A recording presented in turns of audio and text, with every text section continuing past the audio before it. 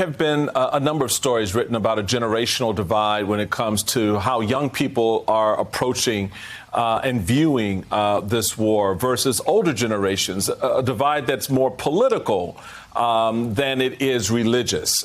Is this something that you've noticed among the young people in your congregation, and how do you begin to approach that divide?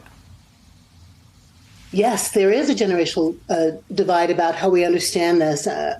Two different kinds of ways I'm noticing. One is young people, period, are no BS, excuse my colloquialism. They're very straightforward. They want to hear the truth. They want to speak the truth.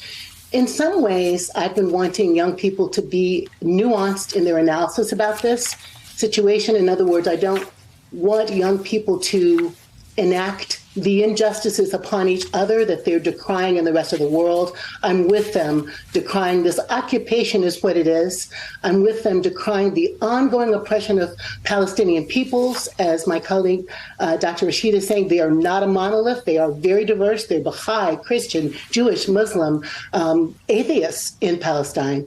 So the young people see the oppression, call it out for what it is, and I'm very proud of that. What I want to encourage them to do is to continue to be in dialogue with one another, to not sort of to not oppress one another in the ways that they engage on campuses, for example.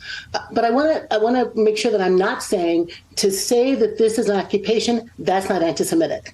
To say that this is an outrageous amount of violence, that's not anti-Semitic. But we can get on a slippery slope sometimes in our conversations, and I'm encouraging all of us from every generation to take care how we have these debates. One quick more thing to say.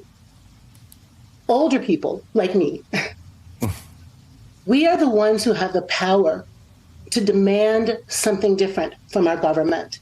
We have the power to enact policies and practices that demand something different from our government. Fear is causing too many of us to stay silent, and that we are spending so much money to obliterate Palestine, to obliterate Gaza, because we don't want to be honest about the catastrophe there.